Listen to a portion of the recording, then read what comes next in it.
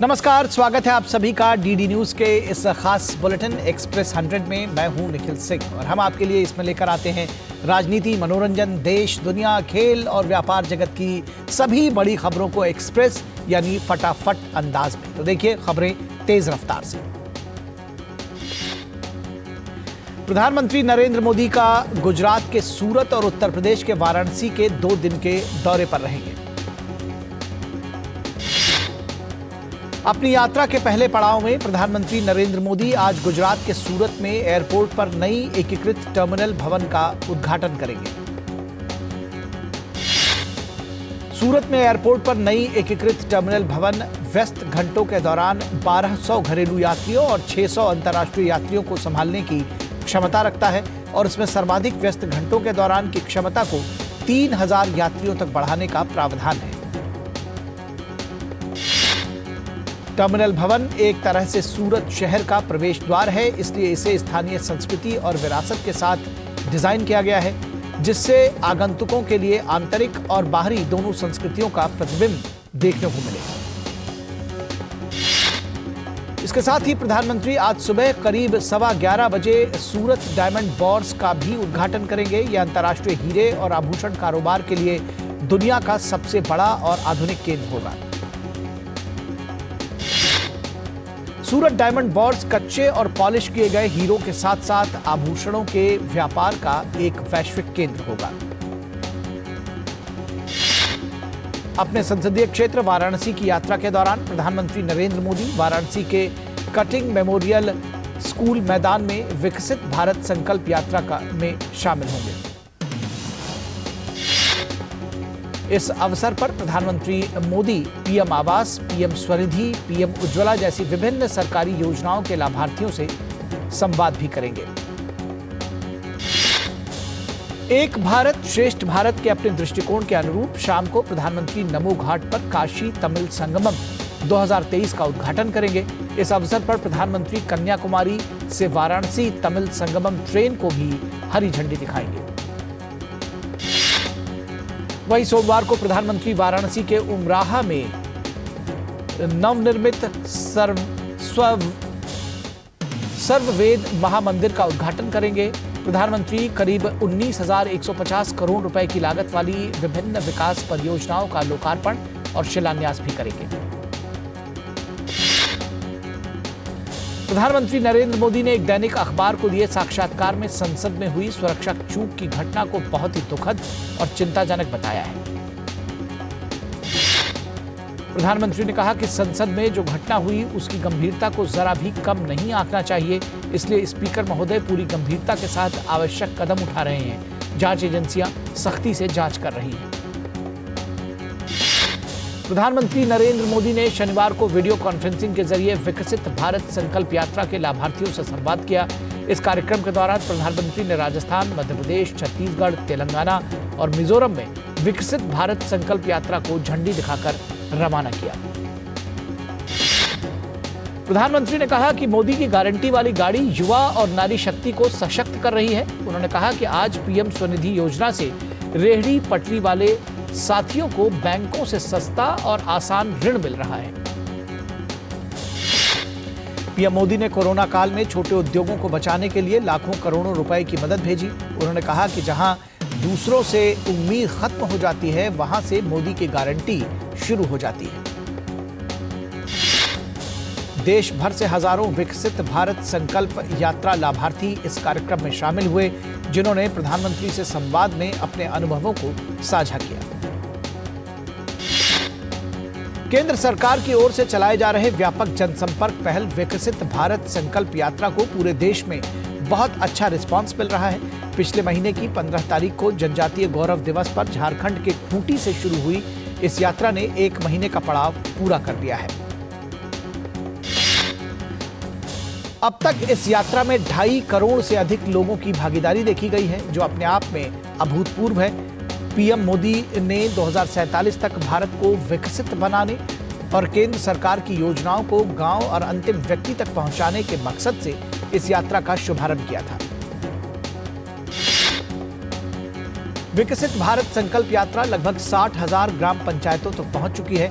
इस यात्रा का हिस्सा मेरी कहानी मेरी जुबानी भी है, जिसमें लोग अपने विविध अनुभवों और आकांक्षाओं को प्रदर्शित करते हुए अपनी कहानियां साझा कर रहे हैं।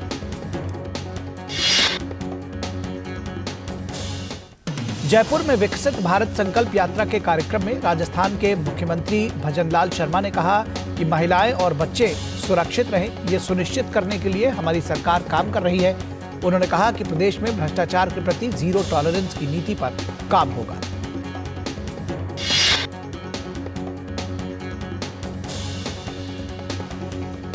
अलवर में विकसित भारत संकल्प यात्रा पर राजस्थान की उप मुख्यमंत्री दिया कुमारी ने कहा कि प्रधानमंत्री नरेंद्र मोदी का दृष्टिकोण है कि हमारा भारत एक विकसित देश बने। 2047 तक हमारा देश विकसित राष्ट्र होगा। छत्तीसगढ़ में विकसित भारत संकल्प यात्रा शुरू हो गई है। छत्तीसगढ़ के मुख्यमंत्री विष्णुदेव साय ने कहा कि इसके साथ यात्रा के माध्यम से लोगों को सरकार की योजनाओं के बारे में जानकारी मिलेगी।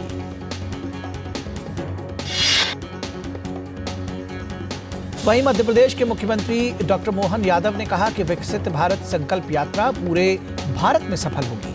उन्होंने कहा कि पूरे मध्य प्रदेश में इस यात्रा के जरिए जन कल्याणकारी योजनाओं को हर हितग्राही तक पहुंचाया जाएगा। कुवैत के अमीर शेख नवाफ अल अहमद अल सबह का शनिवार को निधन हो गया। वे 86 वर्ष के थे और पिछले 3 वर्षों से सत्ता में थे।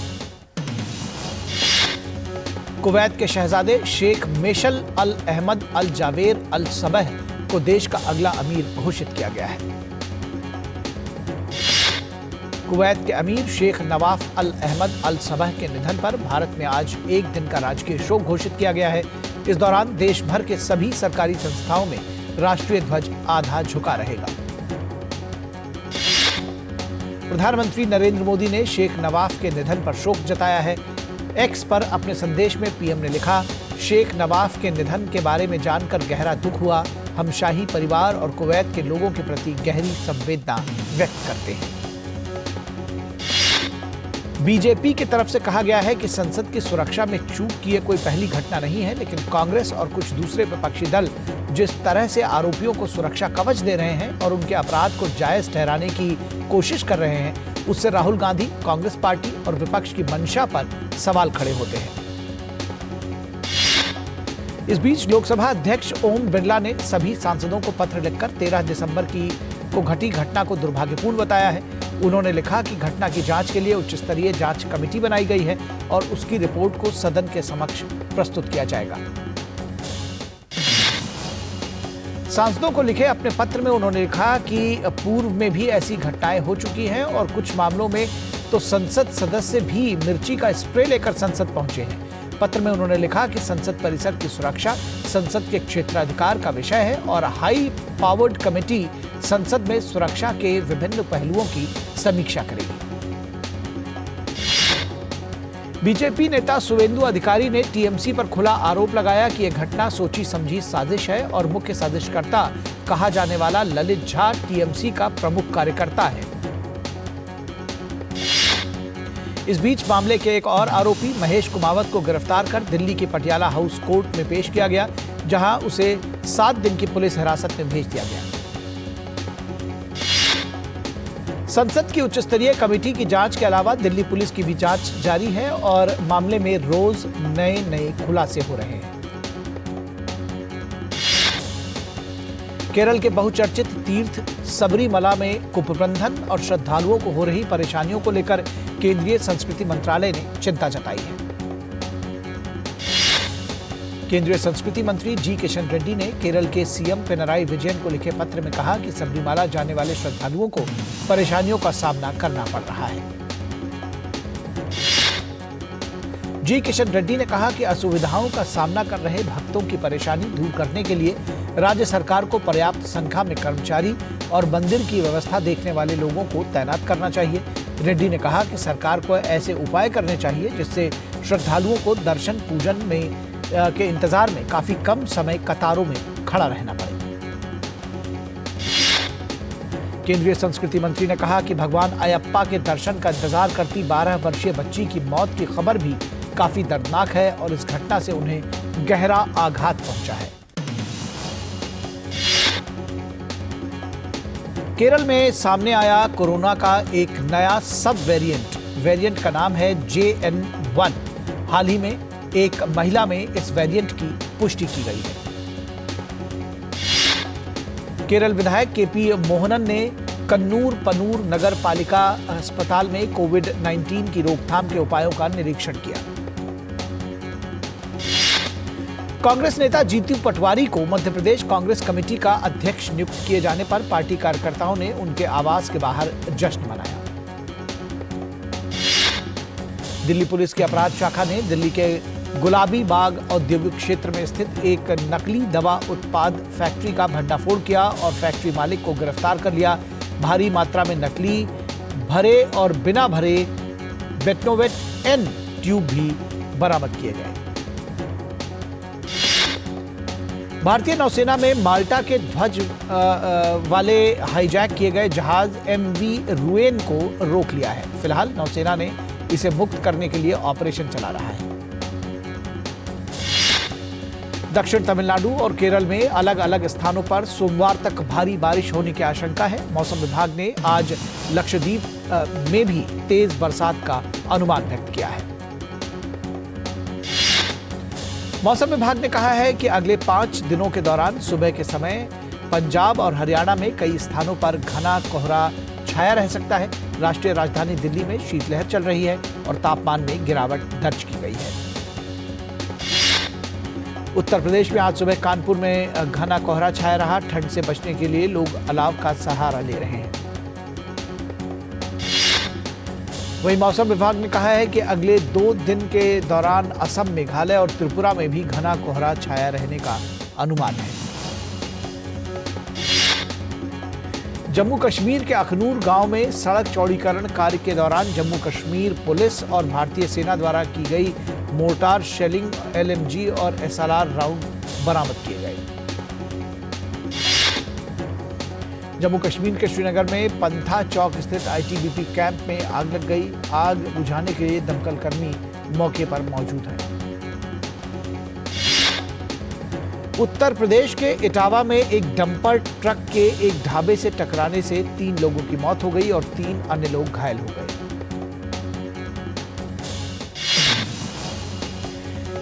नेपाल के जनकपुर में कलाकारों ने अनाज से भगवान श्री राम सीता की तस्वीर बनाई है। और यहां रुकेंगे एक छोटे से ब्रेक के लिए। आप कहीं मत जाइएगा। ब्रेक के उस पार भी खबरों का सिलसिला जारी रहेगा फटाफट अंदाज में। Earlier we were having DCBS system. We got transferred to NPS from DCBS. NPS was found to be more employee friendly, flexible, transparent, and beneficiary can choose their options. Transition was very smooth. NPS has created app-based systems and online systems, so everything is digitized. It's very helpful and convenient. अपने बेहतर कल को सुनिश्चित करने के लिए NPS जरूरी है। साल, बरस और सदी नहीं, एक युग गुजर जाएगा। उम्र न पूछो वंडर की, जब फर्क नजर आएगा। वंडर सीमेंट, फर्क नजर आएगा। ब्रेक के बाद एक बार फिर आप सभी का स्वागत है और आपको यहां से सीधे लिए चलेंगे हैदराबाद लाइव, जहां रक्षा मंत्री राजनाथ सिंह हैदराबाद के एयरफोर्स एकेडमी में कंबाइंड ग्रेजुएशन परेड में शामिल हुए हैं। They introduced Vayu Shakti, composed by Air Veteran Wing Commander P.K. Jena, Vishesh Seva Medal.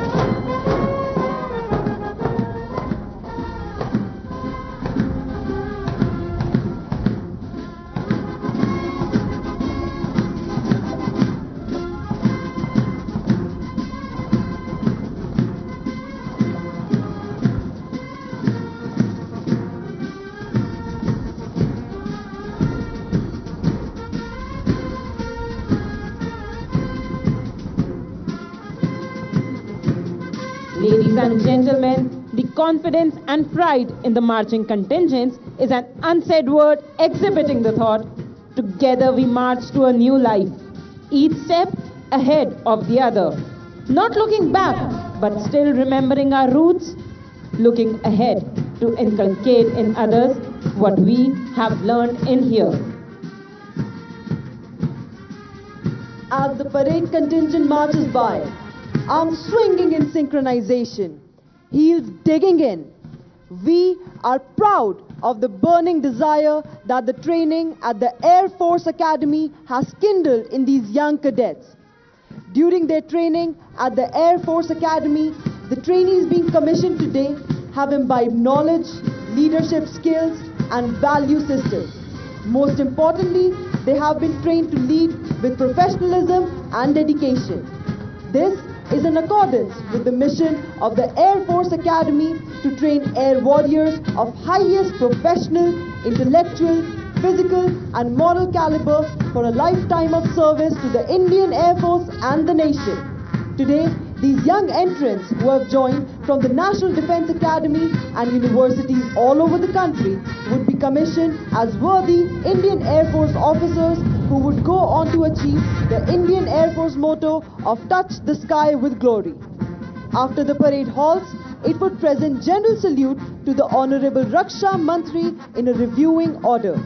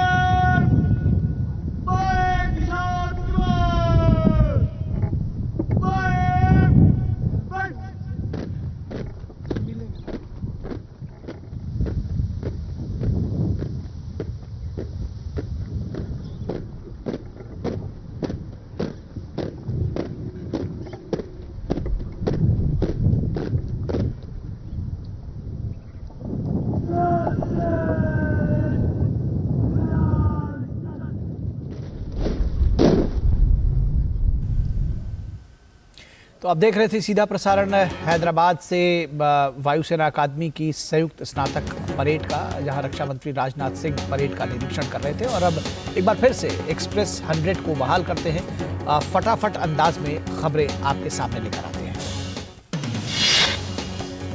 Apple अपने फैमिली शेयरिंग फीचर पर क्लास एक्शन मुकदमे को निपटाने के लिए $25 मिलियन का भुगतान करने पर सहमत हो गया है। नरेंद्र मोदी सरकार द्वारा मार्च 2020 में शुरू की गई प्रोडक्शन लिंक इंसेंटिव योजना भारत के विनिर्माण क्षेत्र, रोजगार सृजन और निर्यात को बड़ा बढ़ावा देने में गेम चेंजर साबित हुई है। केंद्र की मोदी सरकार के शासनकाल में पिछले 10 वर्षों के दौरान देश की बैंकिंग प्रणाली ने एक लंबा सफर तय किया है। पाकिस्तान की साप्ताहिक मुद्रास्फीति की दर 6 महीने के उच्चतम स्तर 43.16% पर रही। खाद्य पदार्थों की बढ़ती कीमतों से उपभोक्ताओं की परेशानी बढ़ती जा रही है। वाहन विनिर्माता फॉक्सवैगन इंडिया ने केंद्रीय सुरक्षा एजेंसियों के कर्मचारियों और उनके परिवारों को अपने उत्पादों की पेशकश करने के लिए केंद्र की केंद्रीय पुलिस कल्याण भंडार योजना के साथ साझेदारी की है। भारतीय खाद्य निगम यानी FCI ने ई नीलामी के जरिए पश्चिम बंगाल में 4.29 लाख टन गेहूं और 14,760 टन गैर फोर्टिफाइड चावल बेचा है। इस साल जून से दिसंबर तक खुले बाजार में 25 ई नीलामी के दौरान ये खाद्यान्न बेचा गया। देशी और आयातित खाद्य तेलों की लिवाली घटने के बीच शनिवार को देश के तिलहन बाजारों में मूंगफली तेल, तिलहन, कच्चा पाम तेल और पामोलीन तेल के भाव पूर्ववत रहे, जबकि सरसों, सोयाबीन तेल, तिलहन और बिनौला तेल कीमतों में गिरावट देखने को मिली। कर्मचारी राज्य बीमा निगम ने महाराष्ट्र, मध्य प्रदेश और उत्तराखंड में 9 अस्पताल बनाने का फैसला किया है। इसके अलावा गुजरात में 17 नए दवाखाने भी खोले जाएंगे। उद्योगपति गौतम अडानी के समूह ने समाचार agency INS India private limited में बहुलांश हिस्सेदारी का अधिग्रहण किया है। शिक्षा एवं स्वास्थ्य सेवा में कारोबार करने वाले मणिपाल समूह के प्रमुख रंजन पेई ने फार्म इजी में राइट्स इशू के जरिए 1300 करोड़ रुपए का निवेश किया है। 6 महीने में ही 100% से अधिक का रिटर्न देने वाली company genus power infrastructure limited 1026 crore रुपए का उसको काम मिला है। नगदी संकट से जूझ रही श्रीलंका की अर्थव्यवस्था ने आर्थिक संकट आने के बाद पहली बार सकारात्मक वृद्धि दर्ज की है। जनगणना और सांख्यिकी विभाग ने एक बयान में कहा है कि तीसरी तिमाही की GDP वृद्धि दर सालाना आधार पर 1.6% रही। ब्रिटेन के प्रधानमंत्री ऋषि सुनक ने इटली के दौरे पर हैं। ऋषि सुनक ने इटली की प्रधानमंत्री जॉर्जिया मेलोनी से रोम में मुलाकात की। दोनों नेताओं के बीच द्विपक्षीय बैठक होगी। दोनों राजनेता अवैध प्रवासन से निपटने के साझा प्रयासों पर चर्चा कर सकते हैं। प्रधानमंत्री ऋषि सुनक ने मार्च में अवैध प्रवासियों के मुद्दे पर निपटने के लिए नए कानून बनाने की घोषणा की थी। अवैध प्रवासन की समस्या को PM ऋषि सुनक ने अपनी शीर्ष प्राथमिकताओं में रखा है। इजराइल के प्रधानमंत्री बेंजामिन नेतन्याहू ने पुष्टि की है कि हमास द्वारा बंधक बनाए गए लोगों को वापस लाने के लिए नई बातचीत चल रही है। इजरायली सेना द्वारा बंधकों में से 3 को गलती से मार देने के एक दिन बाद एक टेलीविजन प्रेस कॉन्फ्रेंस में नेतन्याहू ने संघर्ष को अस्तित्व की लड़ाई बताया और गाजा को विसैन्यीकृत करने और सुरक्षा नियंत्रण इजराइल के अधीन करने का प्रण लिया। नेतन्याहू ने इजराइल की जासूसी एजेंसी मोसाद के प्रमुख डेविड बार्निया के शुक्रवार देर रात यूरोप में कतर के प्रधानमंत्री मोहम्मद बिन अब्दुर्रहमान अल थानी से मुलाकात के बाद ये बात कही। मुलाकात को बंधकों की रिहाई के लिए बातचीत के संबंध में जोड़कर देखा जा रहा है। इजराइल और हमास के बीच जारी संघर्ष को अब 2 महीने से ज्यादा हो गए हैं। ऐसे में इजरायली सेना ने एक वीडियो फुटेज जारी किया है जिसमें उन्होंने दावा किया है कि इजरायली सैनिकों ने फिलिस्तीनी आतंकवादियों के कब्जे वाले सुरंग पर हमला किया। मामले में इजरायली सेना का कहना है कि उनकी सेना ने खदान में छिपे एक आतंकवादी को मार गिराया और सुरंग को नष्ट कर दिया। शनिवार रात हजारों लोग इजराइल के तेल अवीव में प्रदर्शन के लिए एकत्रित हुए। उन्होंने इजरायली सरकार से हमास के द्वारा बंधक बनाए गए लोगों को सुरक्षित रिहाई सुनिश्चित करने का आह्वान किया। यह प्रदर्शन इजरायली बलों द्वारा गाजा में 3 बंधकों को गलती से गोली मार दिए जाने के एक दिन बाद आयोजित किया गया था। 16 दिसंबर को इजरायली टैंक और सेना उत्तरी गाजा के एक अस्पताल से वापस लौट आए। इसकी वजह नागरिक परेशान थे जिसके पास जाने के लिए कोई जगह नहीं थी। गाजा मंत्रालय ने कहा है कि इजरायली सैनिकों ने कमाल अदवान अस्पताल पर छापा मारा था और लोगों को आत्मसमर्पण करने के लिए कहा था। भारतीय महिला क्रिकेट टीम ने टेस्ट मुकाबले में इंग्लैंड पर 347 रन की विशाल जीत हासिल की है। पहली पारी में 5 विकेट लेने वाली दीप्ति शर्मा ने दूसरी पारी में भी 4 विकेट लेकर टीम की जीत में अहम भूमिका निभाई। दक्षिण अफ्रीका के खिलाफ वनडे सीरीज से पहले तेज गेंदबाज दीपक चाहर ने अपना नाम वापस ले लिया है। विश्व कप में शानदार प्रदर्शन करने वाले तेज गेंदबाज मोहम्मद शमी टेस्ट सीरीज से बाहर हो गए हैं। शमी की फिटनेस को BCCI मेडिकल टीम ने मंजूरी नहीं दी है। इससे पहले दूसरे दिन भारतीय टीम ने अपनी पारी 428 पर समाप्त कर दी, जिसके बाद जवाब में इंग्लैंड की पहली पारी महज 136 रन पर सिमट गई। भारतीय टीम ने अपनी दूसरी पारी में 6 विकेट पर 186 रन बनाए। रोहित शर्मा की जगह हार्दिक पांड्या IPL के अगले संस्करण में मुंबई इंडियंस की कप्तानी करेंगे। हार्दिक इससे पहले गुजरात टाइटंस की कप्तानी कर चुके हैं। 2022 में गुजरात की टीम चैंपियन बनी थी और 2023 में champion super Kings Chennai super Kings के खिलाफ फाइनल में हारी थी। रोहित 10 सालों तक मुंबई के कप्तान रहे। उन्होंने 2013 में मुंबई का कप्तान बनाया गया था। रोहित की कप्तानी में ही मुंबई ने अपनी सभी 5 खिताब जीते। रोहित ने 2013, 2015, 17 और 20 में उन्होंने 5 बार टीम को चैंपियन बनाया।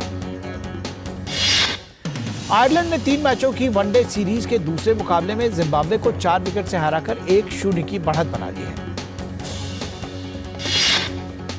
विजय हजारे ट्रॉफी के फाइनल में आज राजस्थान का सामना हरियाणा से होगा। राजस्थान ने सेमीफाइनल में कर्नाटक को हराया था, वहीं हरियाणा ने तमिलनाडु को हराकर फाइनल में जगह बनाई थी। अश्विनी पोनप्पा और तनीषा क्रास्टो की भारतीय महिला जोड़ी ओडिशा मास्टर्स के सेमीफाइनल में पहुंच गई है। क्वार्टर फाइनल में अश्विनी और तनीषा की जोड़ी ने चीनी ताइपेई की जोड़ी को मात दी। डी मुकेश ने लेवोल ओरनियन के खिलाफ हुई ड्रॉ के साथ चेन्नई ग्रैंड मास्टर्स शतरंज चैंपियनशिप में अपने अभियान की अच्छी शुरुआत की है। विश्व के नंबर 1 टेनिस खिलाड़ी सर्बिया के नोवाक जोकोविच ने 8वीं बार ITF विश्व चैंपियन का पुरस्कार हासिल किया। महिला वर्ग में आयरना साबेलेंका को अंतर्राष्ट्रीय टेनिस महासंघ ने 2023 के विश्व चैंपियन पुरस्कार से सम्मानित किया है। महिला विश्व कप की विजेता स्पेन ने ताजा जारी फीफा रैंकिंग में शीर्ष स्थान हासिल किया है। स्पेन ने यूएफा नेशंस लीग के अंतिम 4 में पहुंचने के बाद एक स्थान के सुधार के साथ पहला स्थान हासिल किया है। इंग्लिश क्लब मैनचेस्टर सिटी अपने प्रमुख स्ट्राइकर आर्लिंग हालांड की चोट पर बारीकी से नजर बनाए हुए है और उन्हें उम्मीद है कि क्लब विश्व कप के मैच से पहले ठीक हो जाएंगे। प्रीमियर लीग में टॉटनहैम हॉटस्पर्स ने नॉटिंघम फॉरेस्ट को 2-0 से हराने में सफलता पाई। इस जीत के साथ ही टॉटनहैम ने लीग में 5वां स्थान बरकरार रखा है।